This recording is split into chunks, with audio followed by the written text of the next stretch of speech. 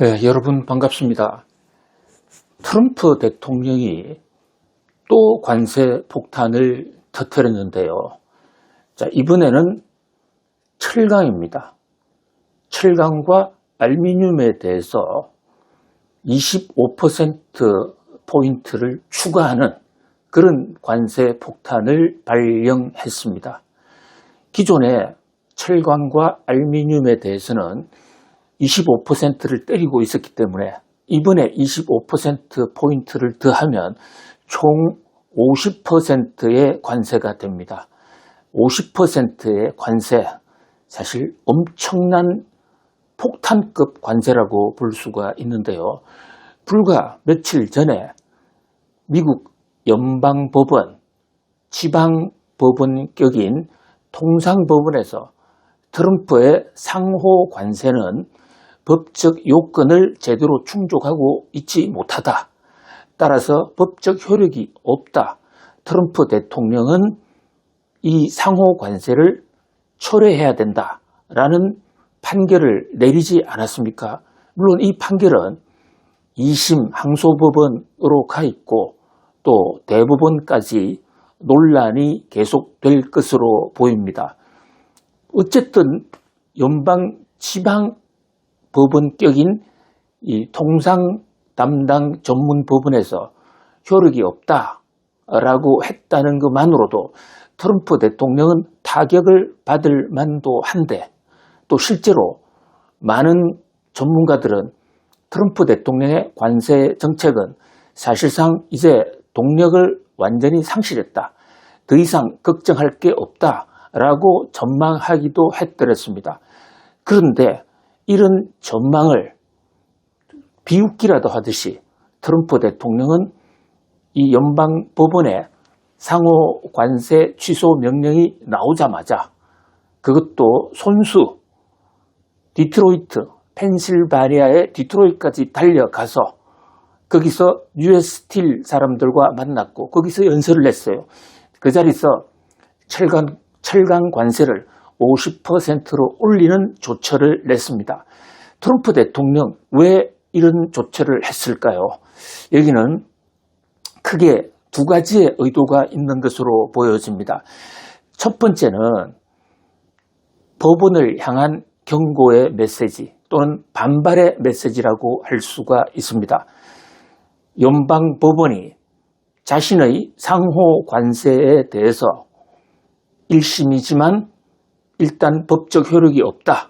취소하라 라고 행정명령 취소를 발동하라고 명령을 내렸지만은, 그리고 그 명령이 서로 항소법원, 이게 고등법원인데요. 항소법원이나 또는 연방 대법원까지 가서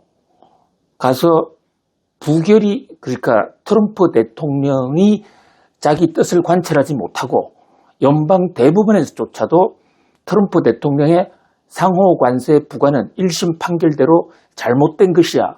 이거를 취소해. 이렇게 얘기를 할 경우에 대비해서 그래도 나는 살아있다. 나에게는 칼이 있다. 이것을 보여주는 하나의 어떤 거대한 메시지다. 이렇게 볼 수 있겠습니다. 자, 지금 철강에 대해서 관세를 50%로 올렸지 않습니까? 그런데 이 철강에 관세를 올린 거, 요것과 그동안에 통상적으로 있어왔던, 그 다음에 이번 법원에서 법적 효력을 결했다라는 판정을 받은 상호 관세와는 그 근거법이 다릅니다. 따라서 연방법원 1심은 물론이고 대법원에서조차 트럼프의 관세 정책이 잘못된 것이다. 법적 요건을 결하고 있다라고 판결을 내려서 트럼프의 관세를 없애라라고 하더라도 트럼프에게는 칼이 있다. 나는 얼마든지 또 다른 어떤 수단이 있다를 보여주는 하나의 메시지라고 할 수 있는 것이죠. 이번에 철강에 때린 트럼프의 관세는 무역 확장법 232조에 근거한 것이거든요. 자, 이게 연방법원, 지방법원에 의해서 취소 명령을 받은 상호 관세와는 어떻게 다른가? 자, 원래 관세라는 것은 하나의 세금의 일종이지 않습니까? 모든 세금은 우리나라나 미국이나 전 세계가 모두 조세 법률주의라고 해서 법률로 의회의 합법적인 입법 절차를 통해서만 세금을 매길 수가 있습니다. 그런데 여기에 몇 가지 예외를 두고 있는 것이죠. 긴급한 사항이라든지 또는 외국과 관세 전쟁을 할 필요가 있을 때는 일일이 그것을 의회에 보고하고 의회에 법 만들어질 때까지 기다릴 수가 없지 않습니까? 그래서 일단 먼저 대통령이 한번 저질러라. 이른바 패스트 트랙 법이라고도 볼 수가 있는 것입니다. 그런데 이 상호 관세는 그 근거법이 세계 국가 비상경제사태 수권법이라고 해서 이름이 좀 깁니다만은 영어로는 IEEPA법입니다. 인터내셔널 이코노믹 이머전시에 의회가 대통령에게 모든 정권을 부여한다 이런 뜻이거든요. 그렇다면 IEEPA법에 따라서 상호 관세를 발동했는데 그것이 발동이 법적으로 근거가 확실하기 위해서는 법적 효력을 갖기 위해서는 현재 미국 경제 상황이 세계 경제 국가 비상사태라는 사실을 입증을 해야 됩니다. 트럼프 대통령은 그 이후로 미국의 무역 적자가 많다. 이것은 나라 경제 망한다. 이래서 IEEPA법에 따라서 상호 관세를 발동을 할 때 바로 그 근거 경제적 국가 비상사태를 미국의 적자가 너무 많다 이렇게 들었거든요. 그런데 법원에서 아니 미국의 무역 적자는 어제 오늘의 일이 아니지 않느냐. 그 다음에 미국의 무역 적자가 많다고 해서 미국 경제가 당장 망하는 것도 아닌데 논리의 비약이다 라고 변호인 측에서 그러니까 이번에 트럼프의 상호 관세가 무효다라고 주장하는 변호사들이 그렇게 주장했는데 미국 법정에서 그거 맞는 얘기 같다라고 받아들인 것이거든요. 사실 제가 생각하더라도 미국의 무역 수지 적자가 있다고 해서 그것이 곧 국가가 무너지는 그런 상황이라는 것은 좀 논리의 비약적인 측면이 있죠. 물론 갑자기 무역 수지 적자가 폭발적으로 늘어나서 급증을 했기 때문에 감당할 수 없는 새로운 충격이 생겼다. 이러면은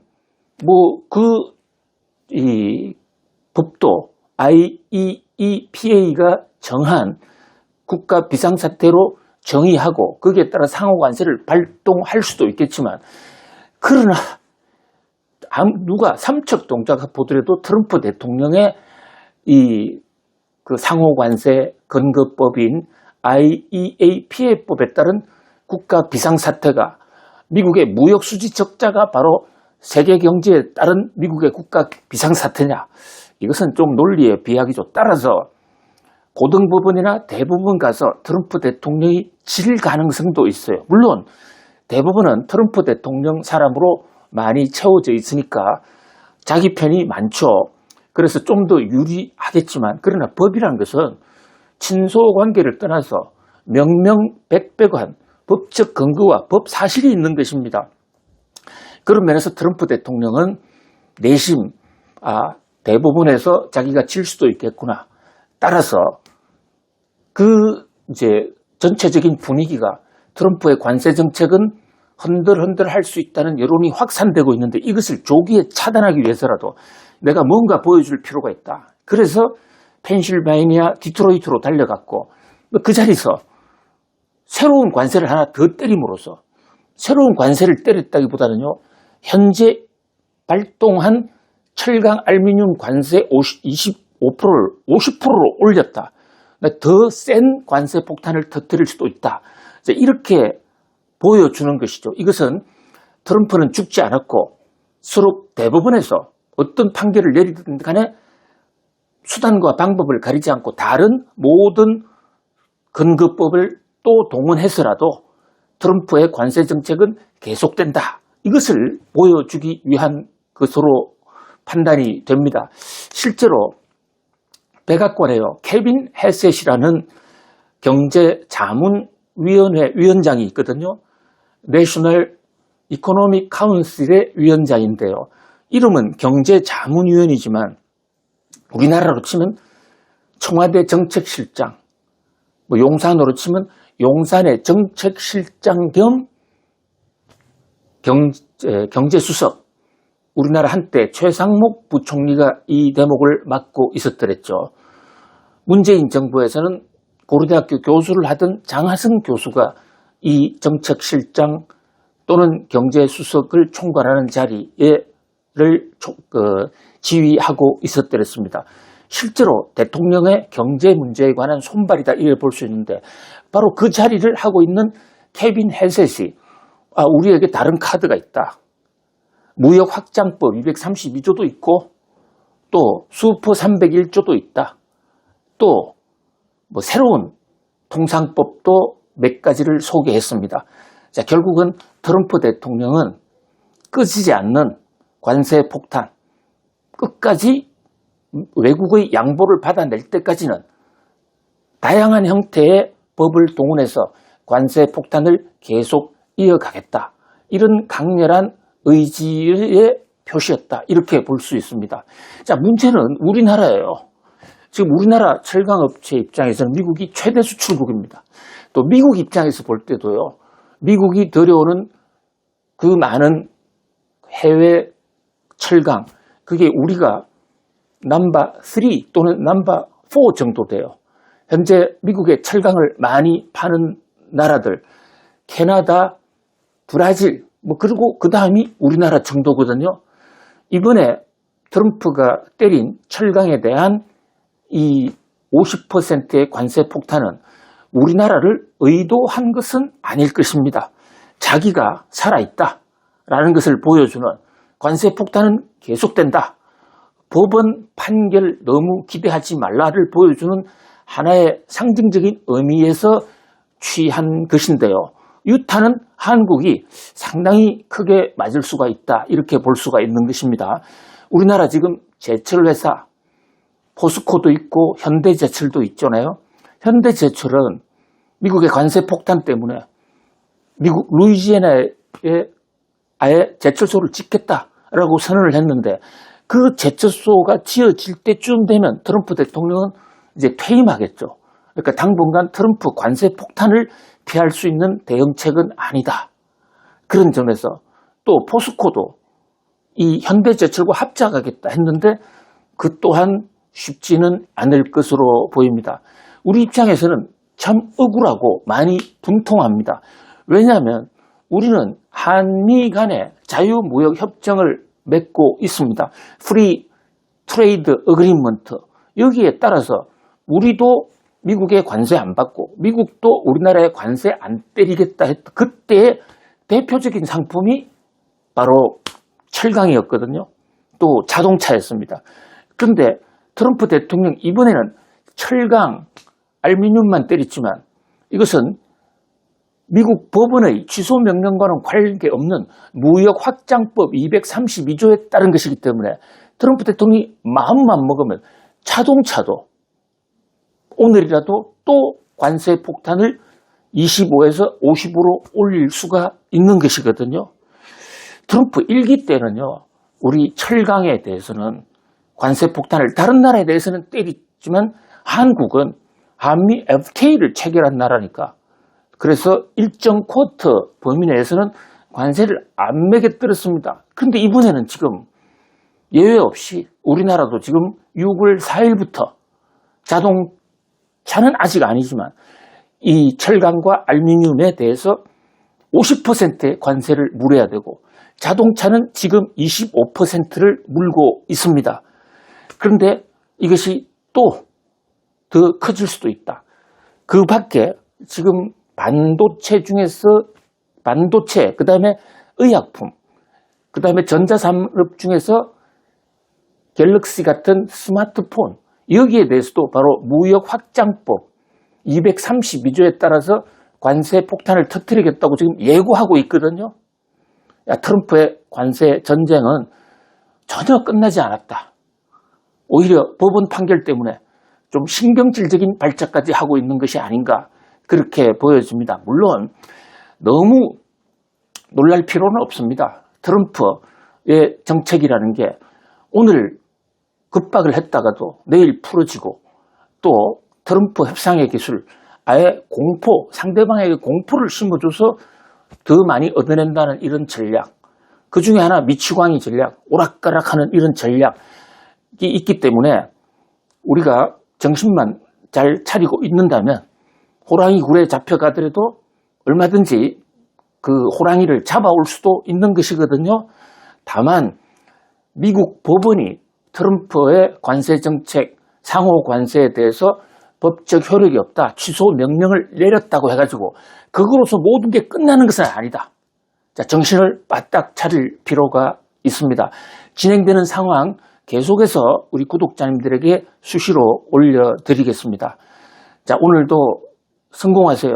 감사합니다.